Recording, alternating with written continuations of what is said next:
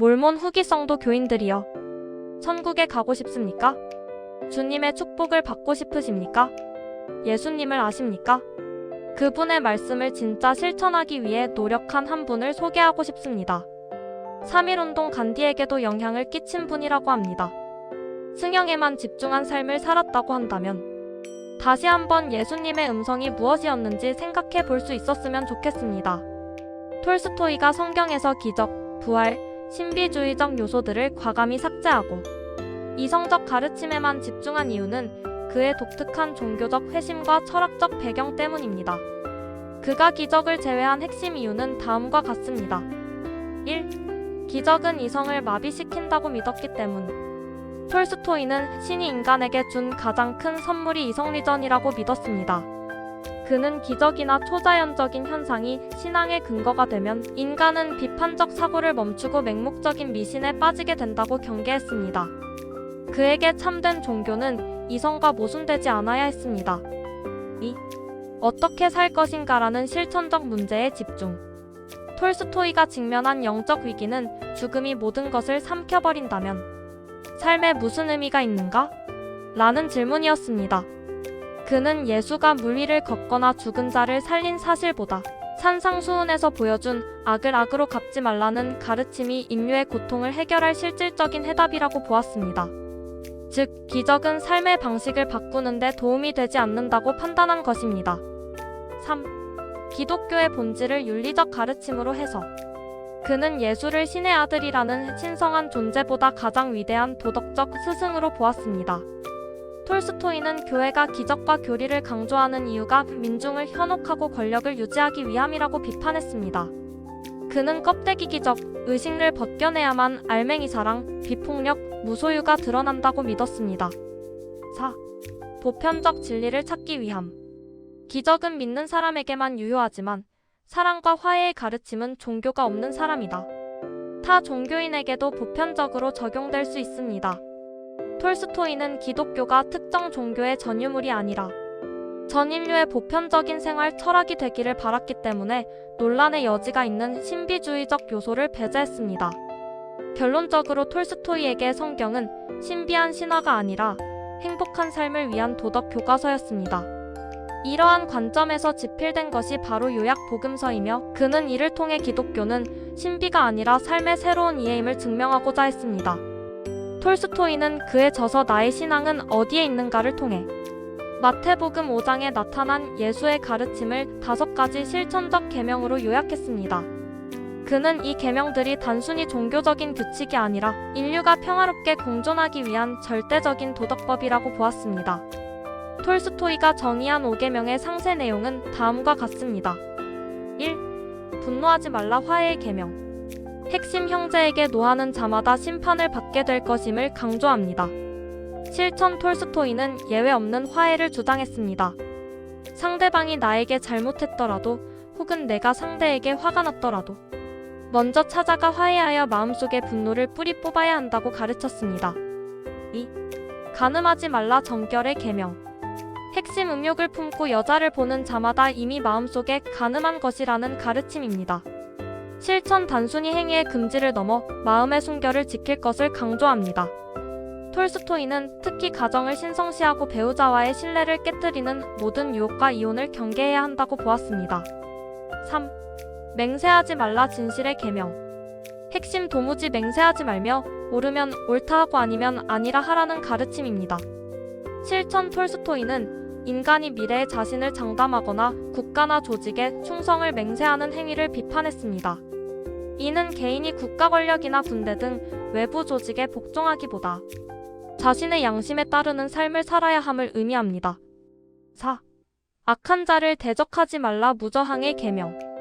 핵심 톨스토이 사상의 가장 중심이 되는 무저항주의입니다. 실천 오른뺨을 치거든 왼뺨도 돌려대라는 성경 구절을 문자 그대로 실천하라고 가르쳤습니다. 폭력을 폭력으로 대응하면 악의 순환이 끊이지 않으므로 스스로 희생하더라도 폭력을 거부함으로써 악을 이겨내야 한다는 것입니다. 5. 원수를 사랑하라 박애의 계명. 핵심 이웃을 사랑하고 원수를 미워하라 하였다는 옛 가르침을 넘어 원수까지도 사랑하고 박해하는 자를 위해 기도하라는 명령입니다. 실천 톨스토이는 원수를 나와 다른 민족이나 국가로 해석했습니다. 국경을 넘어 모든 인류를 형제처럼 사랑하고 전쟁이나 민족적 적대감을 벌일 때 지상에 하나님의 나라가 임한다고 보았습니다. 톨스토이는 이 5계명을 실천하는 것이 곧 지상에서 하나님의 왕국을 구현하는 길이라고 믿었으며 이를 통해 인류가 모든 고통과 전쟁에서 해방될 수 있다고 주장했습니다. 톨스토이의 사상은 3.1운동의 저변에 깔린 비폭력, 무저항주의 형성에 중요한 간접적 사상적 배경이 되었습니다. 톨스토이와 3.1운동의 연관성은 다음과 같은 흐름으로 설명할 수 있습니다. 1. 지식인층에 대한 직접적인 사상 유입. 1910년대 한국의 유학생들과 지식인들 사이에서 톨스토이는 러시아의 성자로 추앙받으며 그의 인도주의와 평화주의가 널리 읽혔습니다. 특히 3.1 독립선언서를 기초한 최남선이나 소설가 이광수 등 당시의 문인과 종교 지도자들은 톨스토이의 문학뿐 아니라 그의 기독교적 무저항 사상에 깊은 영향을 받았습니다. 2. 간디를 통한 간접적 영향. 톨스토이의 비폭력 사상은 인도의 마하트마 간디에게 전해져 그의 사티아그라하질리의 힘 운동의 모태가 되었습니다. 3.1운동 당시 한국의 지도자들은 간디의 비폭력 저항 방식에 주목했으며 이는 3.1운동이 무력투쟁이 아닌 평화적인 시위의 형태를 띠게 된 중요한 외부적 요인 중 하나가 되었습니다. 3. 천도교 및 기독교 지도자들과의 공통점. 3.1운동을 주도한 천도교와 기독교 지도자들은 톨스토이가 강조한 보편적 인애러브와 양심의 가르침에 공감했습니다. 독립선언서에 나타난 위력폭력의 시대가 가고 도의도덕의 시대가 왔다는 선언은 톨스토이가 평생 주장했던 폭력 없는 도덕적 세상이라는 이상과 극애를 같이 합니다. 4. 톨스토이주의자들의 활동. 당시 한국의 민족주의자들 중에는 톨스토이의 삶을 모델로 삼아 농촌, 계몽운동과 평화운동을 전개한 인물들이 많았습니다. 이들의 평화주의적 태도는 3.1운동이 전국적인 비폭력, 만세운동으로 확산될 수 있는 사상적 토양이 되었습니다. 결론적으로 톨스토이의 사상은 3.1운동이 단순한 저항을 넘어 정의와 평화라는 보편적 가치를 지향하는 비폭력 혁명으로 자리매김하는데 핵심적인 영감을 주었습니다. 레프 톨스토이의 성경 관련 저작과 사상은 그가 노년에 겪은 영적 위기와 회심을 바탕으로 합니다. 그는 기독교의 신비주의적 교리보다는 예수의 산상수훈에 나타난 윤리적 가르침을 실천하는 데 집중했습니다. 톨스토이가 성경을 재해석하며 강조한 핵심 내용은 다음과 같습니다. 1. 톨스토이의 복음서 요약. 톨스토이는 사복음서를 통합하고 교리적, 초자연적, 요소기적, 부활의 신비 등을 제외한 채 예수의 가르침만을 추출한 요약 복음서를 집필했습니다. 그는 예수를 신의 아들이기보다 위대한 도덕적 스승으로 보았습니다. 2. 5가지 계명 산상수훈의 핵심. 톨스토이는 성경 마태복음의 산상수훈을 통해 그리스도인이 지켜야 할 5가지 실천적 계명을 제시했습니다. 분노하지 말 것, 모든 사람과 화평하게 지내라. 간음하지 말 것, 가정을 순결하게 지키라. 맹세하지 말 것, 자신의 미래를 장담하며 헛된 약속을 하지 말라. 악을 악으로 갚지 말 것, 무저항주의 폭력에 폭력으로 대응하지 말라. 원수를 사랑할 것, 국경과 민족을 넘어 모든 이를 이웃으로 사랑하라. 3. 주요 성경 모티프 문학 작품. 톨스토이는 성경적 가르침을 대중이 이해하기 쉬운 단편 소설로 풀어냈습니다. 사람은 무엇으로 사는가? 하나님의 명을 어긴 천사 미카엘이 인간 세상에서 인간의 마음속에는 사랑이 있음을 깨닫는 과정을 통해 사랑의 중요성을 전합니다. 바보이반 무저항과 성실한 노동이 악을 어떻게 이기는지 보여줍니다. 심판 너희 중에 죄 없는 자가 먼저 돌로 치라는 성경 구절을 바탕으로 타인을 정죄하는 인간의 오만을 비판합니다. 톨스토이는 외부의 교회 조직이나 국가 권력이 아닌 개인의 양심과 사랑, 실천을 통해 내면의 평화를 얻는 것이 성경의 진정한 목적이라고 주장했습니다. 톨스토이의 성경 이야기는 단순한 종교 교육을 넘어 어떻게 살 것인가라는 근원적인 질문에 대한 답을 제시하는 윤리적 지침서로 평가받습니다. 비저항 또는 비폭력은 권위가 부당하게 행사될 때에도 저항하지 않는 실천 또는 원칙입니다. 1. 그 핵심은 적에 대한 물리적 저항을 억제하고 반대하는 것입니다. 이는 개인, 집단, 국가 또는 국제적 차원에서 행사되는 모든 물리적 폭력을 거부하는 원칙적인 비폭력 또는 평화주의의 한 형태로 간주됩니다. 비저항을 실천하는 사람들은 상대방에 대한 보복이나 어떠한 형태의 자기 방어도 거부할 수 있습니다. 비저항은 종종 제세례파 기독교와 같은 특정 종교 집단과 연관됩니다. 출처 필요. 때때로 비폭력 저항은 사회 변화를 옹호하는 운동과 양립 가능하며 심지어 그 운동의 일부로 여겨지기도 합니다. 자주 인용되는 예로는 모함다스 간디가 이끌었던 인도 독립투쟁 운동이 있습니다. 특정 상황의 체포 위협에서 이러한 운동의 참여자들이 비폭력 저항 노선을 따를 수도 있지만 이러한 운동은 비폭력 저항 또는 시민 저항으로 더 정확하게 설명될 수 있습니다. 출처 필요. 역사. 마하트마 간디는 인도 독립운동에서 비폭력 저항의 원칙을 활용했습니다. 16세기 급진적 종교개혁에서 등장한 제세례파 기독교는 비폭력주의 교리를 고수하는 것으로 정의되었는데 그들은 이 교리가 성경 마태복음 539에 있다고 가르칩니다. 이 악한 자를 대적하지 말라. 3. 비저항이라는 용어는 이후 영국 내전과 개신교 왕위 계승 이후 영국에서 발생한 종교적 혼란기의 국교회를 지칭하는 데 사용되었습니다. 비저항은 19세기 미국의 노예제 폐지 운동에서 중요한 역할을 했습니다. 4. 레오 톨스토이 오가딘 발루유크 그리고 마하트마 간디 7는 비저항에 주목할 만한 옹호자였습니다. 그러나 그들 사이에는 차이가 있었습니다. 간디의 사티아그라 운동은 적극적이면서도 비폭력적인 저항에 대한 믿음의 기반을 두고 있었으며 그는 적에게 효과적으로 저항하지 못하는 것이 비겁함에 해당하는 상황에서는 비저항 또는 비폭력 저항을 사용하는 것을 믿지 않았습니다. 그는 나는 비겁함과 폭력 사이에서만 선택해야 하는 경우 폭력을 권할 것이라고 믿는다라고 썼습니다. 8. 기독교 신학. 그 나덴호텐 학살 사건에서 미군 민병대에 의해 살해된 모라비아 기독교도 인도인 순교자들의 매장지. 다음 시리즈의 일부입니다. 제세례파. 1685년 얀 루이켄이 순교자의 거울에 실린 사파로 디르크 빌렘스가 추격자를 구하는 장면을 묘사하고 있다. 이 자비로운 행동으로 빌렘스는 다시 붙잡혔고 이후 오늘날 네덜란드 아스페렌 근처에서 화형에 처해졌다. 1685년 얀 루이켄 이 순교자의 거울에 실린 사파로 디르크 빌렘스가 추격자를 구하는 장면을 묘사하고 있다. 이 자비로운 행동으로 빌렘스는 다시 붙잡혔고 이후 오늘날 네덜란드 아스페렌 근처에서 화형에 처해졌다. 배경. 교리와 실천. 서류.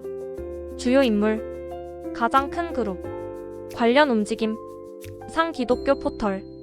다서티이자형. 기독교적 비폭력주의는 산상수훈에 대한 해석에 근거하며 그 안에서 예수님은 다음과 같이 말씀하셨습니다. 너희는 눈에는 눈, 이에는 이라는 말을 들었을 것이다.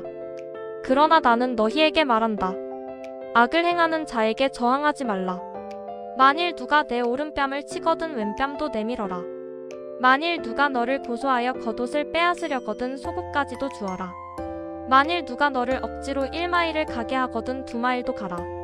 너에게 구걸하는 자에게는 모두 주어라.